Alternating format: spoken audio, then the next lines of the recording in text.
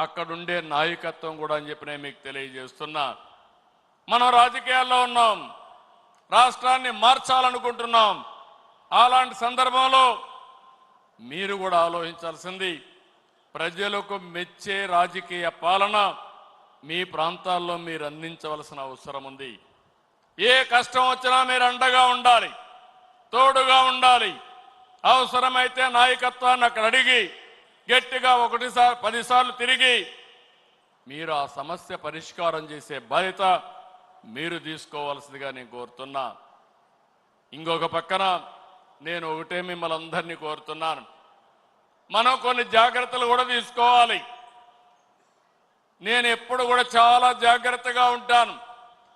ఈ కడప గడ్డలో చెప్తున్నా, వివేకానంద రెడ్డి మర్డరు నాలాంటి నాయకుడినే మోసం చేయగలిగారంటే, తెల్లవారితో నిద్ర లేస్తే ఒక అసాక్షి పేపర్ ఒకటి ఉంది, టీవీ ఒకటి ఉంది, గుండెపోటుతో వివేకానంద రెడ్డి గారు చనిపోయారు.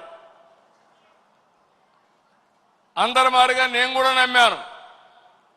అంతవరకు ఎప్పుడు కూడా నేను వేరే కోణంలో ఆలోచించేవాడిని. ఎన్నికల బిజీలో నమ్మితే సాయంత్రానికి మలుపుల మీద మలుపులు, గొడ్డలితో మెదడు కూడా బయట వచ్చి అంత చిన్నాభిన్నమైపోయి రూమంతా రక్తం ఉంటే అలాంటిది కడిగేసి ఏమీ జరగనట్టు గుండెపోటుతో రక్తం వచ్చి గోడలన్నీ కూడా తడిచిపోయాయని చెప్పగలిగారంటే ఎలాంటి వారితో మనం పోరాడుతున్నాం ఒక్కసారి ఆలోచించుకోవాల్సిన అవసరం ఉంది. సాయంత్రానికి మలుపులు తిరిగి రెండో రోజున నారాసుర రక్త చరిత్ర నా చేతిలో కత్తి పెట్టి నా మీదనే నెపవేసే పరిస్థితికి వచ్చారంటే కెన్ యూ ఇమాజిన్ అని చెప్పి నేను మిమ్మల్ని అడుగుతున్నా. అర్థమైందా మీకని అడుగుతున్నా. అర్థమై ఉంటే చేలు పైకెత్తమని చెప్తున్నా.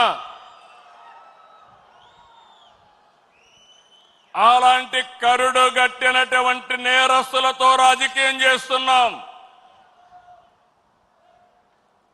అందుకే నిన్న ఒకటి జరిగితే వీరయ్య చౌదరి, సంతనూతలపాడు, పల్నాడు హత్యలు జరిగాయి. హత్యలు జరిగితే నాకు అనుమానం వచ్చింది. ఇప్పుడు నేను ఎవరిని నమ్మడం లేదు. ప్రతి ఒక్క విషయాన్ని కూడా సందేహం పెట్టుకొని మనసులో వేరే విధంగా నేను ఆలోచించి ఎవరు చేశారని ఆలోచించే పరిస్థితికి వచ్చాను. చేస్తే కొంతమంది మన దగ్గరుండి వాళ్లకు కోవర్ట్లుగా పనిచేస్తూ వాళ్ళ ప్రోత్సాహంతో ఇష్టానుసారం హత్యా రాజకీయాలు చేస్తున్నారు.